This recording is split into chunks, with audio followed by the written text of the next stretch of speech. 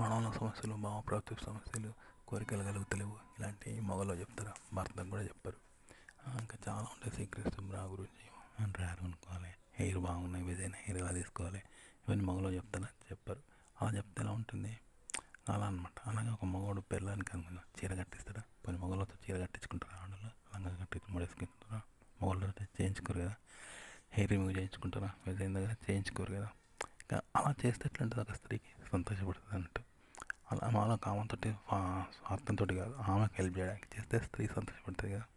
అట్లా ఉండాలి. స్త్రీల సమస్యలు విని పురుషుడు కనుక వాళ్ళకి చెప్పగలిగితే, అలాంటి సమస్యలు కూడా చెప్పగలిగితే, అవి సెక్సువల్ కాదు. పురుషుడు అవి సెక్సువల్ కాకుండా వాళ్ళకి మరో స్త్రీలాగా ఆమెకు సహకరిస్తూ విని వాడికి చెప్తే స్త్రీలు ఇష్టపడతారు అన్నమాట. అలా ఉండాలి, ఆడతో అలా మాట్లాడాలి. ఒక్క మాట మాట్లాడకపోతే ఒక్క అమ్మాయి కూడా జీవితంలో దగ్గర కాలేవు. అంటే మాట్లాడేది ఒకటి, మనసులో ఒకటి, ఆలోచన ఒకటి, భావం ఒకటి, చెప్పేది ఒకటి, మనసులో ఆలోచించుకునేది ఒకటి. మనిషి ఒక తీరు ఉంటాడు, మనసు ఒక తీరు ఉంటుంది. మాట్లాడేది ఒక తీరు, వాడొక తీరు ఉంటాడు. ఇన్ని రకాలుగా ఉండి మాట్లాడే మాటలు స్పష్టత ఉండదు, ఏకాభిప్రాయం ఉండదు, ఏకత్వం ఉండదు, ఒక్కటి అంకిత భావం ఉండదు.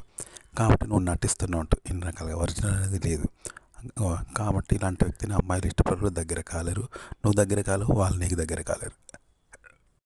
వాళ్ళు ఆడవాళ్ళ సమస్యలు మగవాళ్ళు చెప్తారా? సెక్స్ సమస్యలు ఆడవాళ్ళు మగవాళ్ళ గురించి మాట్లాడుకొని మగవాళ్ళు చెప్తారా? చెప్పరు. ఆడవాళ్ళు చీర కట్టించుకునేది మగవాళ్ళని కట్టమంటారా? కట్టమనరు.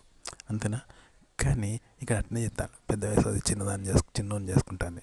పెద్ద వయసు ఆడలే నువ్వు ఏం చేసి చేసుకున్నావు అమ్మాయిని? ఫిజిక్స్ చూసి చేసుకున్నావా అని అడుగుతాను. ఏ తమన్నా నచ్చలేదా రాజు అంటాను. చిన్న ఫోన్ పట్టుకొని పెద్దోళ్ళు